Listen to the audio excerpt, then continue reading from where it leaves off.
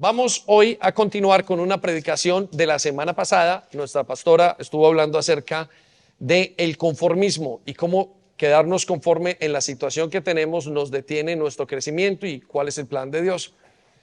Luego el viernes estuvo hablando Caterine y explicando y enseñando acerca de las cisternas rotas y cómo nuestra falta de sacrificio, de esfuerzo por buscar a Dios nos lleva a desviarnos de Él. Y hoy yo quiero terminar o continuar hablando acerca de la cultura del sacrificio y por qué debemos volver nosotros a la cultura del sacrificio. Quiero que la iglesia vuelva a la cultura del sacrificio porque es una de las cosas más importantes que tenemos que hacer. Y quiero que hoy seamos inspirados por la palabra de Dios para que usted vuelva otra vez a vivirlo, para que usted quiera, lo entienda y para que usted pueda vivir de acuerdo a lo que Dios quiere. Entonces vamos al primer principio, el principio de Biblia o bíblico que vamos a ver el día de hoy, la primera verdad, y es que vivimos en medio, quiero que lo anote allí si quiere, vivimos en medio de una cultura conformista y egoísta, ¿sí? Estamos viviendo en medio de una cultura que es conformista y egoísta, y esto es muy importante entenderlo. Cada vez que usted quiere levantar una familia, quiere mantener una iglesia, quiere caminar con el Señor, debe de entender la cultura en la que está viviendo. Y nunca antes nosotros habíamos vivido en una cultura tan egoísta como la que estamos viviendo en este momento.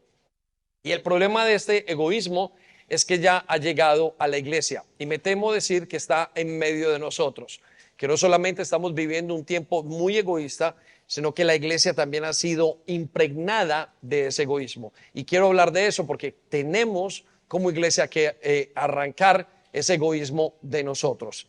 Y vaya conmigo a Mateo 24, versículo 12, por favor, lo tiene allí en sus hojas. Mateo capítulo 24, versículo 12. Y le voy a dar el contexto de esto. El contexto de este versículo es la descripción de los últimos tiempos. ¿Es la qué? Ok. Es la descripción dada por el mismo Señor Jesucristo. El capítulo 24 responde a las preguntas que le hacen al Señor Jesús. Señor, ¿qué pasará al final de los tiempos? Y cuando le responden o cuando se hacen esa pregunta, el Señor dice y comienza a darles una descripción. Y quiero contarles esta simple descripción, pero muy importante. Y vaya conmigo, está en Mateo 24, 12.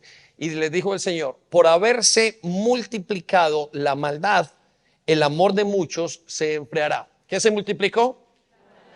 No se escucha. ¿Qué se multiplicó? ¿Qué pasó con el amor de muchos? Se enfrió. Ok, quiero que tenga esta perspectiva.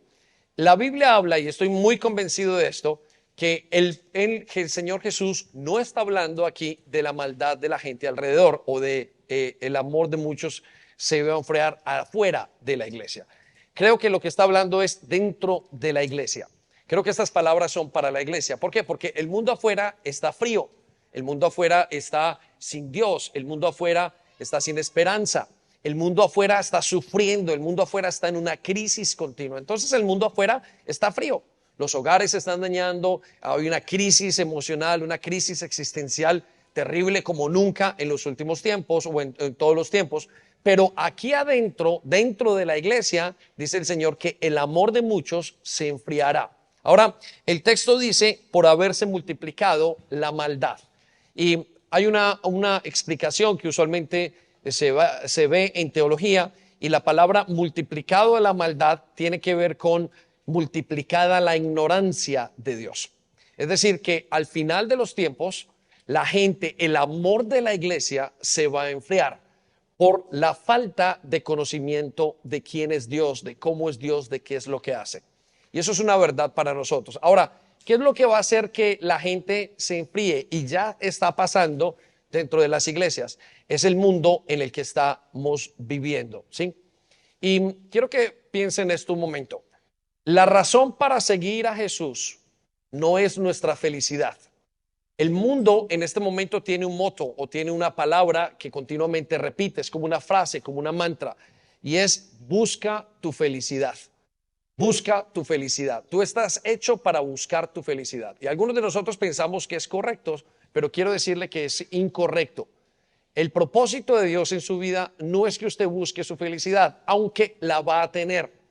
El propósito de Dios en su vida es que usted le conozca y que conociéndole a Él, usted entrega, o sea, le sea entregado, le sea llenado todos los aspectos de su vida y balanceadamente, de una manera saludable, usted tenga lo que es aparentemente la felicidad. Pero la felicidad no es como nosotros la tenemos en cuenta. Estamos en la época donde se nos olvidó vivir sacrificialmente y estamos cambiando la mentalidad que tenemos del sacrificio por la mentalidad del egoísmo, de necesito hacerme feliz a mí mismo. Y en este momento tenemos el concepto muy claro de si yo soy feliz, aunque le cueste la vida a cualquiera, pero yo tengo que ser feliz. ¿Sí? Y eso lo vemos en la cultura, lo vemos en los hogares, lo vemos en todos los aspectos, en las películas, lo vemos en todo. Por ejemplo, la cultura en este momento dice, si usted da la vida por algo, le dicen algo, pero usted es bien tonto, ¿cómo se le va a ocurrir entregar a usted por esa situación, por esta gente? ¿Cómo lo va a dar todo? Nos pasa a nosotros con mucha gente que viene de afuera o los padres les dicen, ¿cómo se les ocurre a usted invertir todo ese tiempo en otras familias? Dedíquese a la suya, sea usted feliz, los demás no importa. Esa es la mentalidad que tenemos en las familias, esa es la mentalidad que vive la cultura ahora. En las películas, por ejemplo, que las películas siempre demuestran mucho de lo que es la cultura. Usted se recordará que hace muchísimo tiempo la cultura decía, o las películas eran de hombres que salían a la guerra, volvían, alcanzaban sus objetivos y salían por luchar por su familia, por la patria y por todas estas cosas. Quiero que sepa que ese ya no es el caso. Ahora ya la gente no quiere luchar por nada, la gente quiere buscar su propia felicidad. Y ya no hay películas, por ejemplo, de hombres que ya no son atractivas, de hombres que salen a conquistar y a defender su país. De hecho, el mismo ejército en Inglaterra y en muchos ejércitos del mundo están intentando buscar nuevas estrategias porque la gente ya no cree en las causas, la gente ya no cree en algo mayor que ellos, la gente no cree que deba dar su vida en algo, la gente está buscando su propio beneficio. De hecho, si hay algo, la gente sí está sacrificándose por algo, pero está sacrificándose por su propia familia, por su propia vida, por su propio dinero y sus propios intereses. Y la verdad, ese no es el sacrificio bíblico. Entonces, eso está llenando nuestras vidas, está llenando nuestros hogares, está llenando nuestras iglesias. Hace algunos días, un par de semanas o varias semanas creo, veía la historia de un hombre que acaban de sacar de la televisión y el hombre cayó a través de un escándalo sexual que había. Pero me puse a revisar y el hombre había salido al homosexualismo hace como 10 años. Creo que eran 10 años. Y el cuadro era más o menos este. Su familia, que tenía una familia y 2 hijos o 2 hijas, de repente él les dice, miren, ya no soy feliz. Lo siento, pero me gustan los hombres y yo no soy una persona feliz. Necesito buscar mi felicidad. Necesito decir quién soy y encontrar esa felicidad que tengo que tener. Bueno, el ejemplo es un hombre que deja a su familia y sale y la deja por, en este caso, un hombre. Sin embargo, la familia, la mujer y las 2 hijas celebraban y diciendo, mi padre es muy fuerte. Verdaderamente, ¿qué acto está haciendo? Está buscando su felicidad. Mire, si usted hubiera visto esto en un grado menor hace 40 o 50 años y un hombre le dice a su esposa, mire, esposa, ya no soy feliz con usted, me temo que la voy a dejar y la voy a dejar con los 2 hijos. La mujer hubiera dicho, eres un desgraciado, te comprometiste para hacer un pacto conmigo y hoy estás dejando a mis hijos. Eres un descarado de lo que estás haciendo. Pero como hoy tenemos un cambio de visión, ya no es el sacrificio, sino buscar la felicidad, entonces lo entendemos. Entonces encontramos padres que le han dicho a los hijos, miren, papá no está en casa, ¿por qué? ¿Sabes? Porque no es feliz y él tiene que buscar su felicidad. Entonces estamos en un paradigma totalmente diferente y eso está pasando en los últimos 5, 10, 15, 20 años. Eso no pasaba hace mucho tiempo. Yo recuerdo, les decía en la primera reunión, que en mi casa una de las cosas que me pasaba era, una de las cosas que mi mamá con los que nos crió a nosotros era, hijos, ustedes tienen que ser alguien que le ofrezca algo a la sociedad. Siempre nos crió con esto. Yo no, ustedes tienen que ser buenas personas, ustedes tienen que ser gente que le dé algo a la sociedad. Yo los estoy creando un par de varones a ustedes para que den algo a la sociedad. Y ese era el concepto anterior, pero ahora ya no tenemos ese concepto. Ahora no tenemos un concepto, ahora el concepto que tenemos es, hijo, tú tienes que ser feliz con lo que quieras. Tienes que ser simplemente feliz. Y lo que pasa con ese concepto es que estamos destruyendo nuestras familias. Estamos destruyendo nuestras vidas. Mira, quiero que piensen esto. El ser humano siempre tiene que estar luchando con algo. Siempre tiene que tener una causa a la cual creer, una causa a la cual darse. El matrimonio es precisamente eso. Usted se pone a mirar ahorita todos sus matrimonios que tenemos. Jennifer López, que se acaba de casar con Ben Affleck, y dice, bueno, la mujer era casada con otro artista. Y yo dije, esta mujer, bueno, su segunda oportunidad. Lleva como 10 o 15 matrimonios. ¿Sabe por qué? Porque en ninguno de ellos se busca el compromiso, se busca es mi felicidad. Entonces el matrimonio, el concepto de los matrimonios de ahora es, si no me haces feliz, yo me voy. El concepto del matrimonio anterior es, mi trabajo es hacer feliz a mi esposa. De hecho, el concepto de mi matrimonio es, tengo un compromiso con mi esposa, con mis hijos, con mi familia, con mis padres, con Dios, conmigo mismo y con mi iglesia. ¿Cómo no voy a luchar por mi matrimonio? Es que tengo un compromiso, tengo un sacrificio que hacer. Yo he dicho, cuando me casé con ella, voy a estar junto y voy a luchar por mi matrimonio con lo que sea. ¿Por qué? Porque tengo un compromiso. Todavía hay gente que cree en esa causa. Y todavía usted y yo necesitamos aprender a creer en esa causa. Ahora, ¿cuál es el problema? El problema es que esta cultura ha contaminado y está contaminando todo. Usted le puede preguntar a sus hijos, usted le puede preguntar en la vida de iglesia, y la contaminación es como la contaminación del aire. Usted no lo nota, pero simplemente se termina volviendo una persona egoísta y una persona que solamente mira por sus propios intereses. Y yo quiero que usted se detenga a pensar si este es el caso suyo, el caso de sus hijos. Hay padres que me dicen, bueno, es que mis hijos ya se olvidaron de mí. Pero cuando usted fue creado pensando en sus padres, pensando en cuidarlos, pensando en estar, pensando en mirar. ¿Por qué? Porque fuimos creados en una cultura sacrificial, pero ahora lo estamos perdiendo. Y eso es un problema para nosotros. Y tenemos que volver a retomarlos por el siguiente punto que vamos a hablar. Vaya conmigo al segundo punto. Y el segundo punto es que seguir a Jesús demanda sacrificio. Quiero que lo anote allí. Seguir a Jesús demanda sacrificio. Y este es un problema que tenemos grave al día de hoy. Le voy a contar por qué es grave este problema. Porque muchas personas no creen que tienen que pagar o que tienen que sacrificarse para seguir a Jesús. Entonces, cuando vienen y entran en la vida cristiana, entran con la mentalidad de la cultura en la que vivimos y dicen, Dios no me está haciendo feliz. Hombre, en la iglesia no me hacen feliz. Y es el concepto equivocado.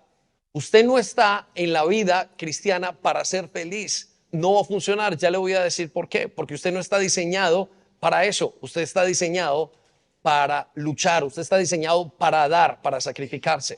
Vaya conmigo un momento a Lucas capítulo 9, versículo 23. Lucas capítulo 9, versículo 23. Lucas capítulo 9, versículo 23. Y este versículo, esto es una paráfrasis, pero en esta paráfrasis es lo que en la Biblia llamamos los términos y condiciones de Jesús. ¿Los qué?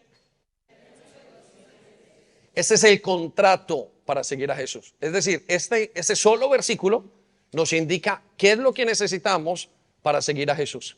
Si usted se pregunta y es nuevo en la iglesia y es la primera vez que escucha el evangelio, o lo ha escuchado varias veces, o en este momento usted se está volviendo a reinventar, como se dicen, y está cogiendo y necesita una palabra de parte de Dios y decir, Señor, ¿qué significa seguirte? Bueno, estos son los términos y condiciones de Dios. Y a algunos les va a sonar duro. ¿Y saben por qué les va a sonar duro? Porque es la cultura en la que vivimos. Pero quiero que le suene muy fuerte a sus oídos, porque usted necesita cambiar. Jesús es muy diferente a la cultura en la que vivimos. Jesús es opuesto a nuestra cultura. De hecho, estar del lado de Jesús parece que es estar en contra de nuestra cultura. Estar del lado de Jesús es amar la vida. Esta cultura celebra la muerte. Estar del lado de Jesús es amar la salud. Esta cultura celebra la enfermedad y la falta de salud. ¿Estamos?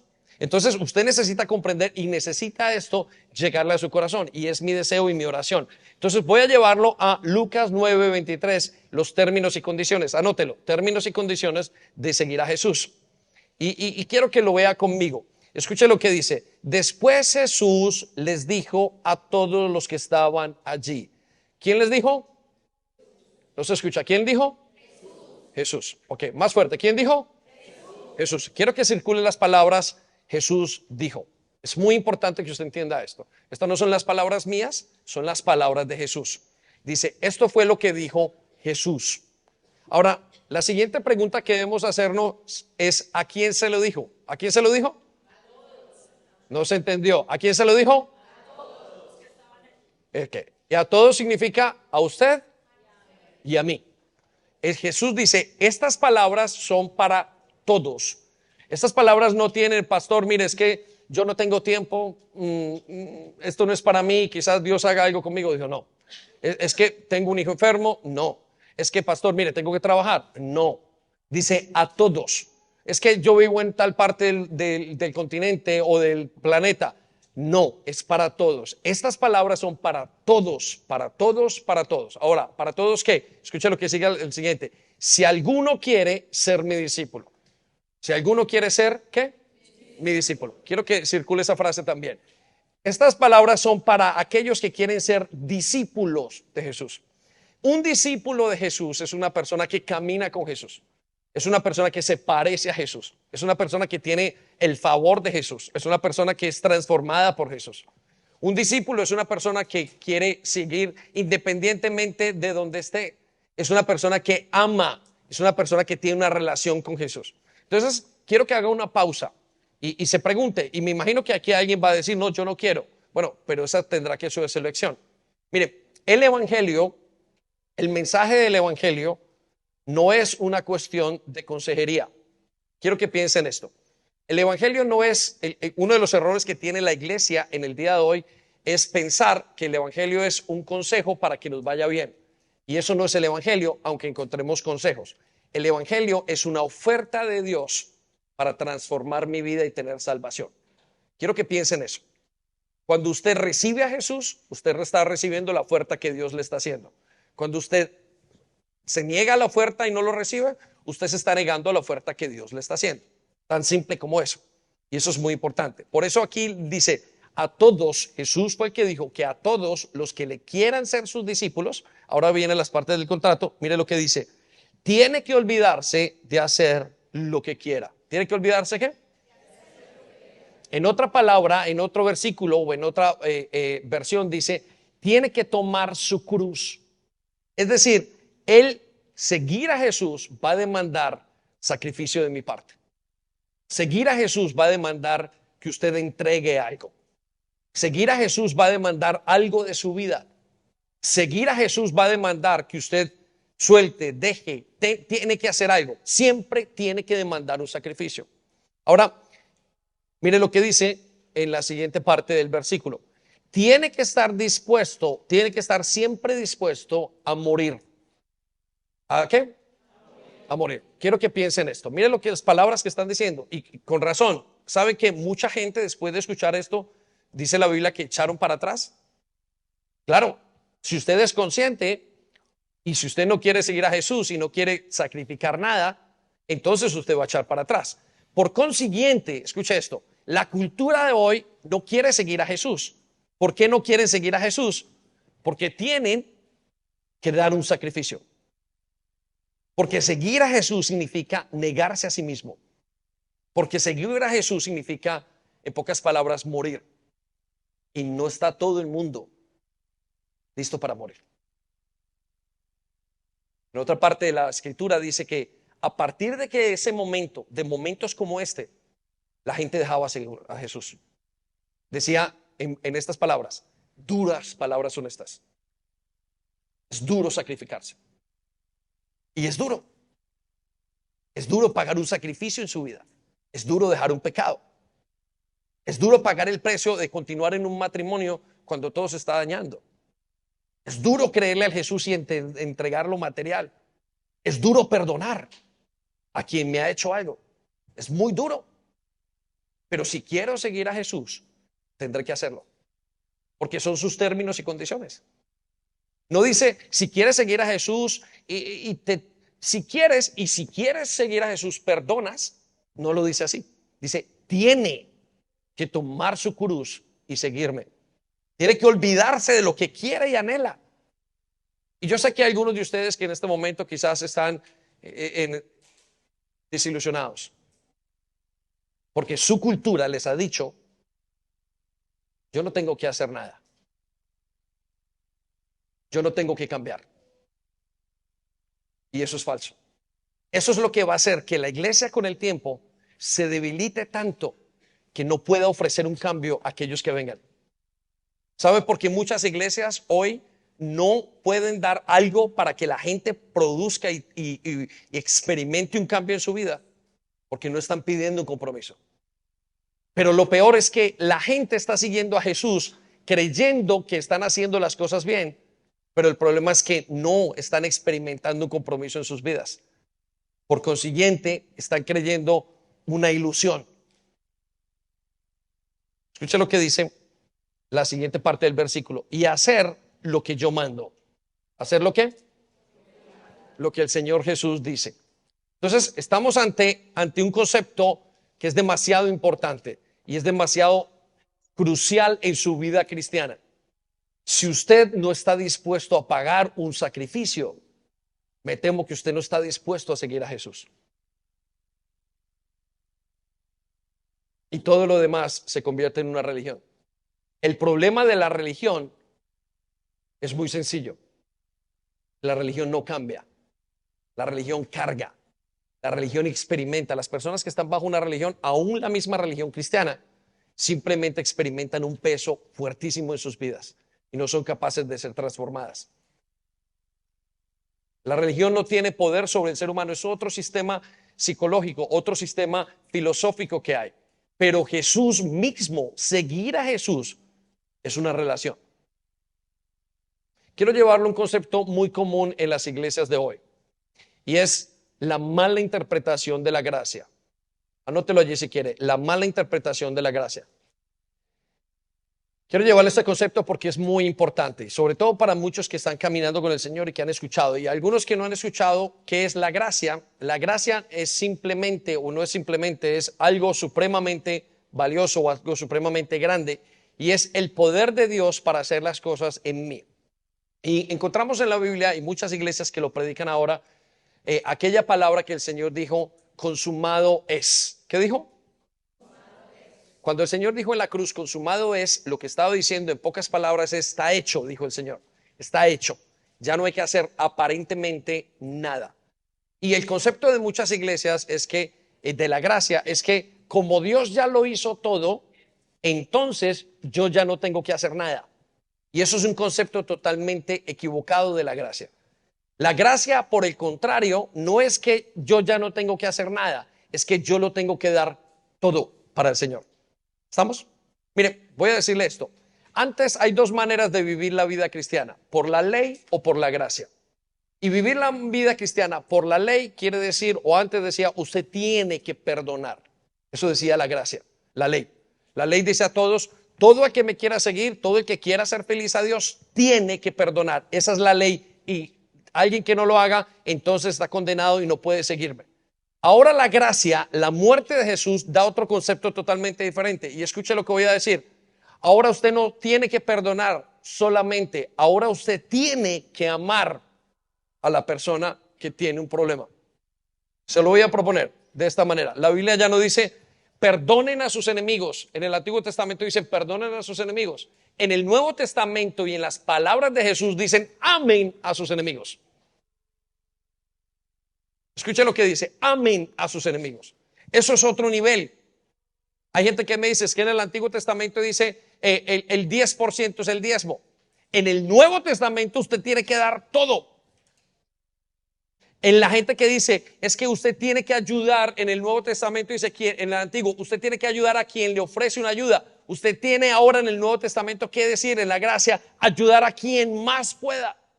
El concepto de la gracia es otra cosa totalmente diferente.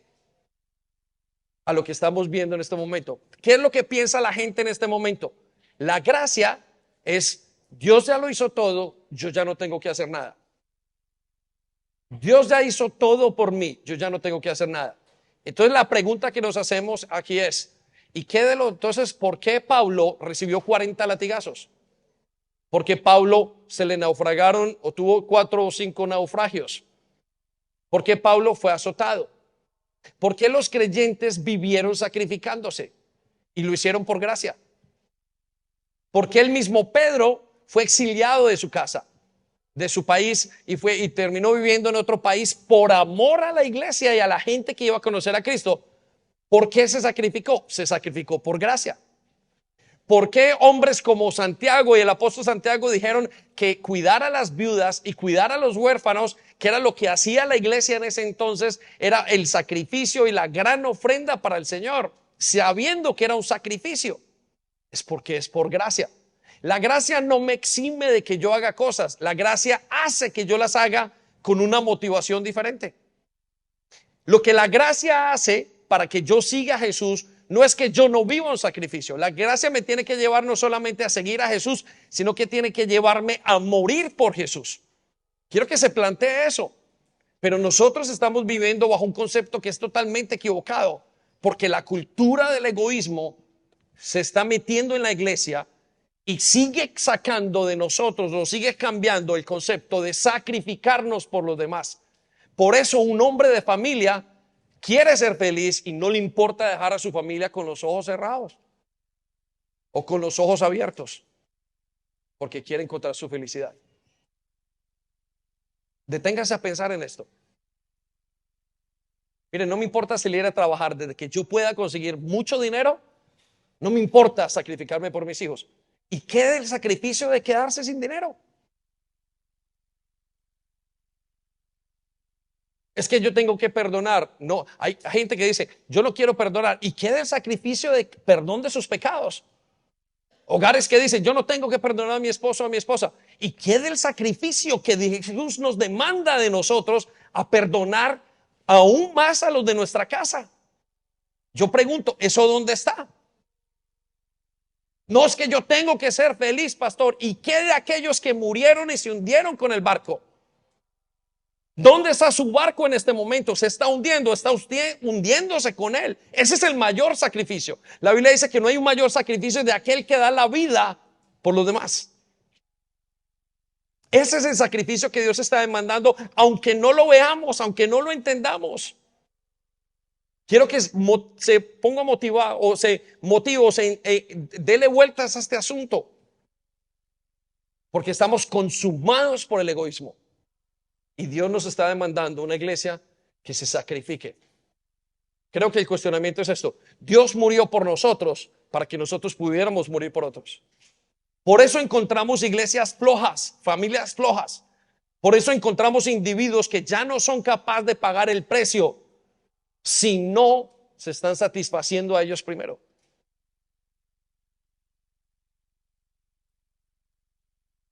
Perdonar requiere sacrificio. Disciplinar a un hijo requiere sacrificio. Vivir para Dios requiere sacrificio. Pero se nos está olvidando. La iglesia se le está olvidando el sacrificio. La interpretación correcta de la gracia es la motivación de la gracia. Antes lo tenía que hacer porque me obligaron. Hoy lo tengo que hacer porque amo hasta el final lo que Dios ha hecho por mí. Piénselo de esta manera. Nos pasa mucho en los trabajos y en los lugares, y la gente que tiene quizás en los trabajos. Antes la gente hace su trabajo porque le toca, porque le están pagando. Pero cuando usted tiene su compañía, ¿cómo lo hace? Lo hace con todo el amor del mundo. ¿Sabe por qué? Porque es su compañía. Y es lo mismo con el evangelio. Antes lo hacíamos porque teníamos que hacerlo, y aún así no lo hacíamos porque no queríamos. Pero ahora lo hacemos porque el amor de Jesús nos constriñe. Y luego era una ilustración que escuchaba hace días y me pareció muy interesante. El hombre, la chica entra a una un estudio de televisión en los Estados Unidos y comienza a trabajar y comete un error muy grande en su trabajo. Y su jefe trabajaba para un hombre muy bien reconocido dentro, que tenía vamos a decir, un nombre a nivel de la compañía. Y está en medio de la cita con ellos, con los directivos, y los directivos comienzan a decirle que la van a echar. Y comienzan a decirle sus errores. Y el hombre, el jefe, le dice, mira, quiero que sepas esto, le dice a los directores, yo le pido que no la echen, porque realmente es mi culpa. Yo no la entrené bien, yo no he estado con ella, me ha faltado. A raíz de eso, el jefe comenzó a perder credibilidad y comenzó a perder credibilidad en el trabajo. Bueno, un día la muchacha, después de haber entendido eso, comienza a buscar al jefe y comienza a preguntarle, y ella no sabía qué era lo que había pasado. Y la muchacha le pregunta y le dice, bueno, mire, discúlpeme, yo no encuentro más, pero todos estos días he estado preguntándome, ¿por qué usted hizo eso por mí? Yo conozco jefes que se han llevado la gloria de mis trabajos.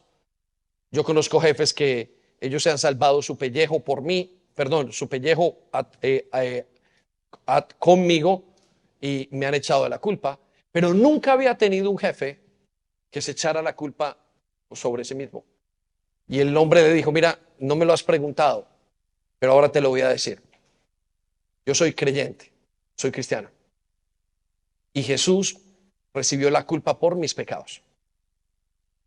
¿Cómo no voy yo a ayudarte en tus pecados? Cuando uno entiende eso, está viviendo una vida totalmente transformada por el Evangelio. Está viviendo una vida sacrificial en su vida. Y yo quiero que usted piense, ¿cómo es esa vida sacrificial que usted tiene? Porque eso es lo que nos demanda la Biblia. La Biblia nos está demandando que usted se llene de cosas. La Biblia nos está demandando que usted tenga la capacidad de amar y de morir por otros. Y muchas veces no es la muerte física, es la muerte de su ego. Porque lo que nos pasa en los hogares, ahora se me acerca o se me han acercado personas, mire, pastor, estoy mal con mi esposo, estoy mal con mi esposa, y lleva muchos años. Lo que pasa es que dejaron de sacrificarse el uno por el otro. Cuando usted está en ese matrimonio mirando solamente sus derechos y está mirando, encontrando ser feliz, va a ser infeliz. ¿Sabe por qué? Porque usted no está diseñado para adorarse a sí mismo. Usted está diseñado para adorar a otros o a Dios. Le voy a dar esta perspectiva y regálmele su atención en esto. Estamos en el tiempo donde la gente está buscando ser más felices que nunca. Hay más maneras de ser felices aparentemente. Pero mire qué ironía. Estamos en el tiempo donde hay más problemas mentales y estamos en el tiempo donde hay más suicidios. ¿Sabía eso, no? El tiempo donde más tecnología hay, donde más felicidad, donde más experiencias hay para buscar, pero es el tiempo con más tristeza, es el tiempo con más desilusión y es el tiempo con más muertes. ¿Sabe por qué? Porque buscar mi felicidad es una mentira. Cuando usted busca su felicidad, lo que usted está diciendo es quiero poner mi atención en mí. Y cuando usted pone su atención en usted, ¿sabe qué pasa? Usted se deprime, se desilusiona. ¿Sabe por qué se desilusiona? Porque se encuentra con quién es usted. ¿Sabe quiénes somos? Somos simplemente pecadores. ¿Quién está en un matrimonio y después de entrar aparentemente bien y pasar 3, 4, 5 años con el esposo, con la esposa, se da cuenta que es un miserable? Dice, ¿de dónde me salió a mí esta ira que tengo? ¿De dónde me sale esta rabia? ¿Por qué no soy buen papá? ¿Por qué no soy la persona que creí que era? ¿Saben? Cuando uno se enamora, con lo que llaman amor a primera vista, no es amor. Tiene un poquito de amor, pero lo que es puro ego. Me aceptaron, uy, qué felicidad. Encontré la persona que yo quiero, la persona con la que quiero salir, la persona que me gusta. El verdadero amor viene después en la relación. Cuando yo comienzo a ver a esa persona que no me puede ofertar nada, que no me puede dar nada y que sin embargo lo intenta. ¿Y sabe qué significa eso? Amor realmente. Yo la estoy aceptando tal y como es. Cuando usted vive su vida para buscar su felicidad, usted está poniendo sus ojos en usted y lo que va a encontrar es una desilusión muy grande. Por eso se deprime. Porque no hay nada en usted y en mí que podamos darnos. Estamos llenos de conflictos por dentro y por fuera. Pero cuando usted mira y pone su mirada en Jesús y vive por otros, entonces usted encuentra satisfacción personal. ¿Sabe por qué? Porque no tiene tiempo de verse a sí mismo. Quiero que se detengan ese pensamiento, es muy profundo. Cuando usted se busca y busca su propia felicidad, usted está enfocándose en usted mismo y usted no fue diseñado para autoadorarse. Usted no fue diseñado para ser ególatra. Usted fue diseñado para adorar a otro y ese otro es Dios. Por eso la felicidad del creyente no es encontrar sus bendiciones. Mire, voy a ponerlo en esta perspectiva. La teología es en la comprensión de Dios. Cada uno tiene una teología. Uno es una teología buena, otro es una teología mala. Pero la teología tiene principios. El principio de la teología, del conocimiento, del entendimiento de quién es Dios en mi vida al día de hoy, es Dios me va a bendecir. Dios me tiene que bendecir. Pero ese principio es incorrecto. Por consiguiente, su teología luego se cae. Es decir, luego se desilusiona. Dios no está conmigo, no sé qué me pasa, no tengo una fe segura. Cada vez que me cae una tentación salgo. ¿Por qué no puedo vivir bien?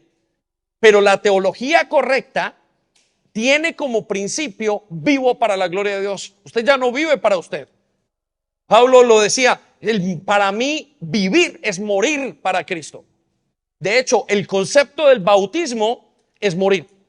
Mira, aquellos que no saben qué es el bautismo es meter una persona en agua y salir y sacar a esa persona. Es nada más y nada menos que meter una persona en una tinta y sacarla y que esa persona ahora diga, soy parte de un grupo. El bautismo es lo que hacen malamente aquellas universidades que cuando viene una persona, una cosa de iniciación, ¿quiere ser parte de nosotros? Entonces tienes que, y le pegan y hacen una cantidad de cosas. Eso es un concepto equivocado. Pero el concepto real del bautismo es una persona que quiere ser parte de, muere para hacer otra cosa. La teología que funciona es la teología en la cual Jesús, yo vivo, el creyente vive para Jesús. Y usted tiene que estar viviendo para algo en este momento. Usted está viviendo o para Dios o para usted mismo. Entonces, su teología lo va a desilusionar. ¿Saben cómo sale la gente de la depresión? Dejan de verse a sí mismos y comienzan a ver a los que están afuera. La psicología, la psiquiatría, lo que hacen es buscar que esa persona deje de mirarse a sí mismo, deje de mirar su dolor y levante sus ojos y mire hacia los demás. Y cuando comenzamos a dar a los demás, a sacrificarnos, entonces somos sanos. Yo le pregunto, ¿cuál es su problema en casa? ¿Cuál es su problema en el hogar? Tiene que sacrificarse. Si no hay sacrificio, entonces no hay solución del problema. La base del cristianismo es el sacrificio. Vaya conmigo a Romanos 5:8, no lo tiene allí, pero rápidamente se lo leo. Pero Dios mostró el gran amor que nos tiene al enviar a Jesús a morir por nosotros, cuando todavía éramos pecadores. Quiero que piensen esto. Dios muestra el gran sacrificio por nosotros, el gran amor que tiene a través de un sacrificio. Entonces, ¿cuál es el concepto correcto del amor? El concepto correcto del amor es sacrificio, es amor sacrificial. Se lo voy a explicar de esta manera. Una madre y un hijo, ¿qué es lo que tiene? Amor sacrificial. Hay mamás que tienen sus hijos y solamente le parecen bonitos a los de las madres, usualmente. ¿Cierto? Es así. Los padres ven a los hijos más bonitos porque tienen un amor sobrenatural por ellos. Los míos, los de todos. Pero quiero que piensen esto. La mamá comienza a invertir. Comienza a darle. Y ese niño le podrá dar a los 15, 20, 30 años. Quizás nunca le dé. Pero ella nunca deja de amar sacrificialmente a ese hijo. Ese es el verdadero amor. Por eso es que ese amor nos transforma. Y por eso es que cuando tocan, hablan de mamá o de papá, si vivió todas estas características, usted dice, ese es el amor más grande que tengo. El amor más grande es el que Dios nos ha dado y es un sacrificio. Quiero que piensen esto. Voy a rápidamente darle tres razones por las cuales, un par de razones por las cuales la gente, los creyentes ya no viven sacrificialmente. La primera, se han dejado influenciar por la cultura. Es la primera razón. Anótelo allí si quiere. Se han dejado, los creyentes, la iglesia se ha dejado influenciar por la cultura del lado. Y usted tiene que luchar. Tiene que luchar contra esta cultura. ¿Cómo lucha contra la cultura? Cuando usted se levanta en contra de ella. No es fácil luchar contra la cultura. Usted tiene que hacer un análisis porque usted piensa, sí, mi hijo tiene que vivir y tiene que ser feliz. Usted tiene que levantarse y esto no es lo correcto. Cada rato viene mi hija del colegio, cada X tiempo viene diciendo y con una actitud diferente. Y su mamá le dice, esta actitud no es de esta casa. Esta actitud es del colegio, lo que le está diciendo, esta es una actitud cultural, aquí no somos así. Pero para hacer eso, usted necesita ser fuerte, necesita dejar su comodidad. El problema es que su comodidad es su egoísmo. Decir y pensar una cosa diferente es levantarse de su comodidad. Mi pregunta es, ¿está usted dispuesto a levantarse de su comodidad? ¿Está usted dispuesto a luchar frente a eso? Si no, usted nunca va a poder vencer la influencia que tiene la cultura en su vida. Por eso nuestros hijos se van perdiendo en el camino, se terminan casando, terminan cambiándose de sexo, terminan haciendo una cantidad de cosas, mucho más ahora. Ahora los padres, hace 50 años, 60 años, no se permitía que un hijo fuera homosexual. Pero ahora los padres dicen, no, pues si tú eres feliz, tranquilo, tienes mi bendición. Y espero que usted se ofenda con esto, porque lo tiene que ofender. Usted se ofende cuando entiende algo que lo está sacando de su cultura, porque la narrativa de la cultura es acepte la felicidad que quiera. Pero entonces mi mamá, ¿por qué no me aceptó hace 50 años cuando era un mentiroso? ¿Por qué me pegó en la boca y me dijo nunca más vuelvas a hablarme mal cuando le contesté mal? ¿Por qué el papá llegó a casa cuando fue irresponsable y le dio con la correa, lo tuvo que castigar y hoy esto es un hombre y una mujer diferente? ¿Por qué no le tuvo que aceptar eso y le dijo quiero que sé feliz siendo un irresponsable? Al contrario, eso fueron las cosas que marcaron su vida y fue un sacrificio de parte de sus padres. Y ese sacrificio que hizo de parte de sus padres fue para cambiar su vida y es la persona que marca quién usted es hoy y hoy puede tener un hogar precisamente por eso. Le voy a contar una anécdota que vivíamos en mi casa. Nosotros llegábamos y veníamos con la familia de mis tías y estaban alrededor los fines de semana. Y recuerdo que mi mamá llegaba siempre y nos decía, el fin de semana quería que ayudáramos con el aseo de la casa y era una gran casa de esas antiguas y uno tenía que limpiarla. Y ella me decía, mijo, sus tías están viejitas y nos han recibido aquí este fin de semana. ¿Cómo no vamos a ayudarles a limpiar la casa? Lo que me estaba diciendo es, sus tías están haciendo esto, usted tiene que sacrificarse, dar de vuelta algo. Me estaba diciendo, no seas egoísta, tienes que entregarte a ti y darte a los demás. Y yo terminé limpiando esa casa todos los días. Habré roto 20 o 30 trapeadores en ese proceso. Y recuerdo estar de 9, de 10 años limpiando y haciendo todo lo que tenía. Nuestros jóvenes no se quieren parar a saludar a nadie, porque usted los tiene idolatrados, dándoles, alimentándoles su yo, porque ya no se quiere sacrificar. Y todo esto es inconsciente. Usted simplemente suelta su celular, le pone YouTube de una manera inconsciente. Usted no se da cuenta. Los colegios están diciendo, necesita ser feliz.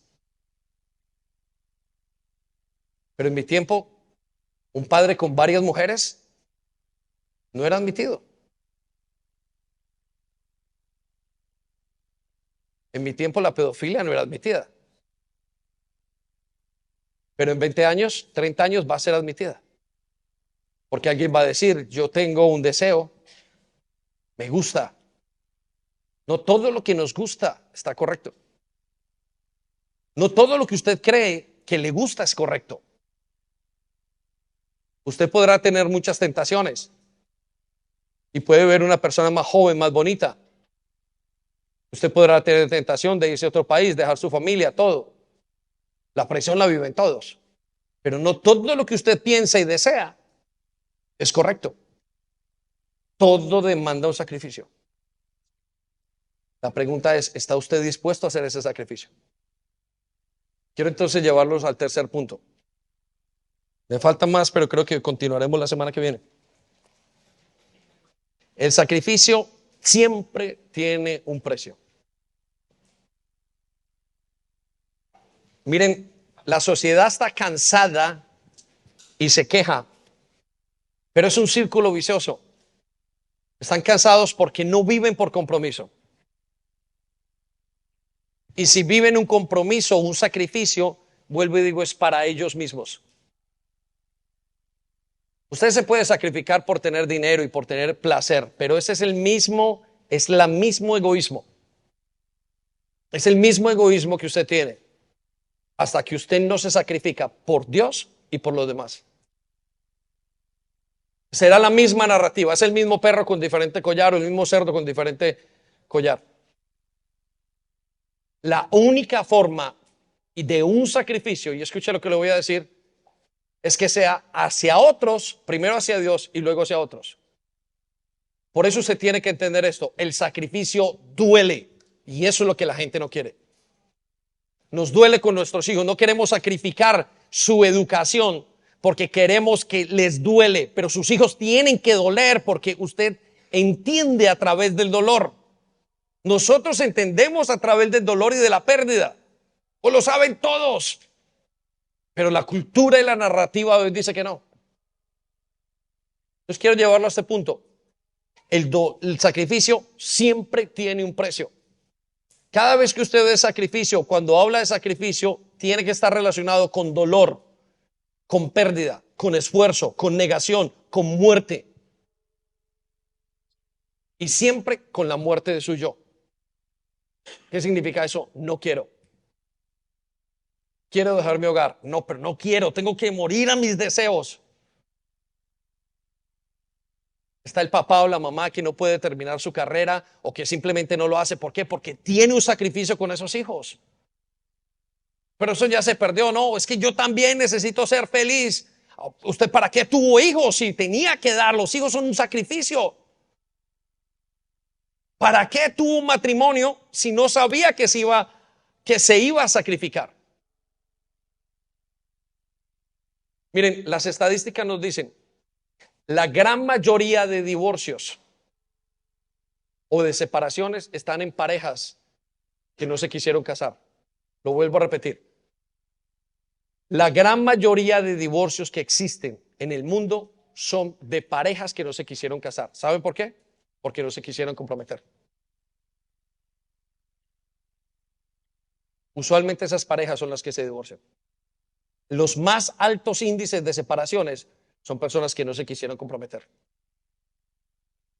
Hasta el día de hoy es una verdad.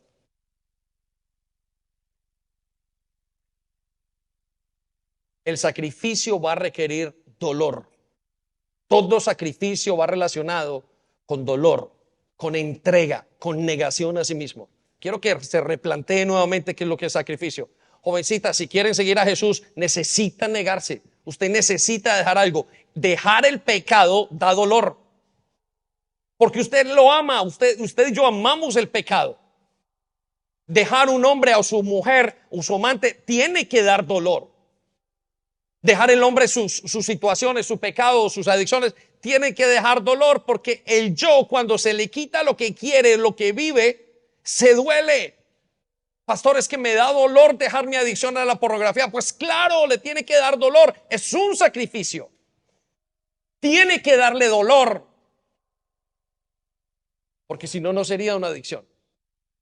Pastor, es a las drogas, Señor, es que no puedo dejarlo. Tiene que darle, padres, ustedes tienen que saber, le tiene que ocasionar dolor.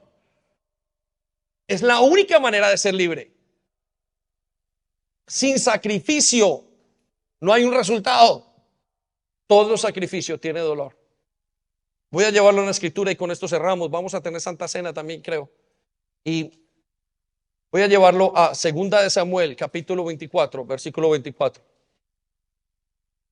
Y este es el sacrificio, o este es el rey David, que es uno de los hombres que quizás en la Biblia resaltan más por su nivel de sacrificio. Y la historia o el contexto de este par de versículos que vamos a ver es David está en un momento, quizás en la trayectoria de David, ese es el error más grande que había cometido.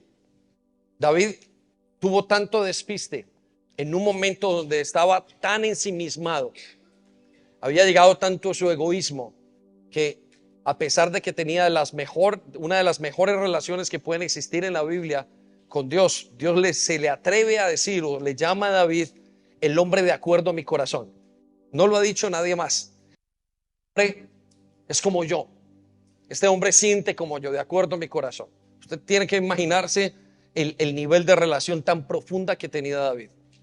Y dice la palabra de Dios que lo comienza a contar todo lo que había pasado y se dio cuenta que entró en uno de los más grandes crisis que tuvo en todo lo que se lee en la palabra de Dios.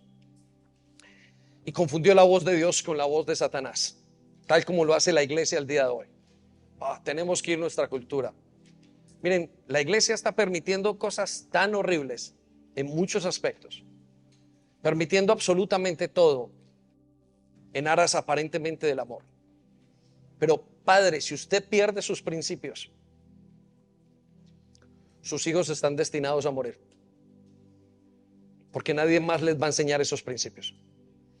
Los principios son sus estandartes, son las columnas de su casa. Si usted quita los principios, quiero que sepa, su casa se va a caer. Si usted quita las columnas de su hogar, se van a caer sus casas. Y David había perdido el principio, escuchó la voz que no era. Y en un momento dado se encuentra ante la única solución, y era un sacrificio. Y en este momento está David a punto de comprar un lugar donde los que vamos a Israel lo hemos visto, es el lugar al lado donde está el templo. O lo que usted se encuentra en la cúpula dorada que hay en Jerusalén. Y él encuentra y quiere comprar ese lugar. Y el hombre le propone una vez más, quizás la palabra de Satanás, diciéndole estas simples palabras, esta simple frase: no te esfuerces, que sea fácil. ¿Se ha dado usted cuenta que las cosas fáciles son un problema? ¿Sabe que las relaciones extramatrimoniales son difíciles? Usted se tiene que esconder, tiene que hacer una cantidad de cosas. Si fueran difíciles, las personas de alguna manera se vuelven fáciles. Si la tentación fuera difícil, la gran mayoría de personas dirían: yo no sigo más, eso está muy difícil. La tentación siempre es fácil. Y la palabra que le viene al oído a David es: no te esfuerces. Le dice: no me pagues por lo que vas a comprar. Vamos al texto, versículo 24. Y David le responde: te lo agradezco. Estás haciendo un favor flaco, se dice en España. Me estás haciendo un mal favor. Te lo agradezco. Aquí viene el punto. Pero yo no puedo ofrecerle a Dios algo que no me haya costado nada. Ese es el principio de oración. Yo no puedo ofrecer a Dios, yo no le puedo dar nada a Dios que no me cueste. ¿Cómo le voy a dar algo a Dios que yo no experimento dolor? ¿Cómo no me voy a esforzar para Dios? ¿Quieres que tus hijos cambien? Esfuérzate. ¿Quieres cambiar tu vida actual? Esfuerza. ¿Quieres recuperar tu matrimonio? Haz sacrificios. ¿Quieres una nueva generación a pesar de que lo hayas hecho mal toda tu vida? Haz sacrificios de a Dios. Haz sacrificios para Dios. Haz sacrificios. No te dejes vencer. La voz de Satanás siempre te va a decir: hazlo fácil, no te preocupes, mantén el status quo. Y mire lo que dice: pero yo no puedo ofrecerle a Dios algo que no me haya costado nada. Así que te pagaré todo lo que me des. David le dio a Arauna 50 monedas de plata. En ese momento era muchísimo dinero por el terreno y por los toros. Versículo 25. Siga conmigo. Y construyó allí un altar para Dios. ¿Qué construyó? Quiero que piensen en esa palabra. Altar está relacionado con sacrificio. Si no hay sacrificio, cualquier altar que usted haga en su vida, por más bonito que sea, no vale nada.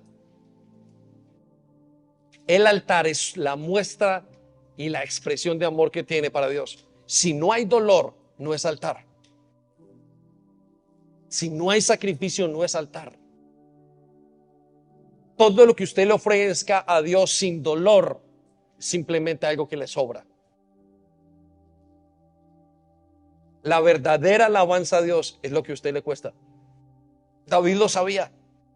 Por eso dijo, allí construyó un altar para Dios. Note lo que sigue, la siguiente parte. Para que ya no los castigara. Y le presentó a Dios los toros como ofrendas. Y además le presentó otras ofrendas. David no simplemente le presentó una ofrenda hablada, sino que le dio más de lo que esperaba. Siguiente. Y Dios escuchó sus ruegos. ¿Quiere que Dios escuche sus ruegos? Esfuércese. Esfuércese. Esfuércese por sus hijos, esfuércese por su familia, esfuércese por salir, esfuércese, sacrifique su vida, entréguelo. Que al final usted, Dios, dirá, me ha escuchado el Señor. Los ruegos, Señor, me escuchaste, viste mi deseo por continuar hacia adelante, viste mi deseo por sacar a mis hijos adelante, viste mi deseo por perdonar, aunque no hubiera podido perdonar, Señor, viste mi deseo. Y dice el Señor, y detuvo el castigo contra los israelitas. Me temo decir que muchas personas están siendo castigadas en sus propias vidas por la mediocridad con la que viven su evangelio. Si no hay esfuerzo, si no hay sacrificio, no hay altar. Ahora escuche lo que sigue al final. Quizás el grupo de alabanza me puede acompañar. Dice, pues le dio tristeza haberlos castigado. Entonces le dijo al ángel, basta ya, no sigas. Así fue como se detuvo la enfermedad en Israel. Quiero que piensen eso. Así fue como se detuvo la enfermedad en Israel. ¿Quiere detener la enfermedad en su casa? Usted se siente que está perdido, que sus hijos están perdidos, que todo. Comience a hacer sacrificios. Comience a hacer sacrificios para Dios. Señor, aquí te entrego, mi dolor te lo entrego. Comience a hacer sacrificios. Esperamos que haya sido de bendición para ti. No olvides compartir este vídeo con otras personas para que pueda ser de bendición para ellas también. Te animamos a que te suscribas a nuestro canal si aún no lo estás, para que te lleguen las notificaciones del nuevo contenido.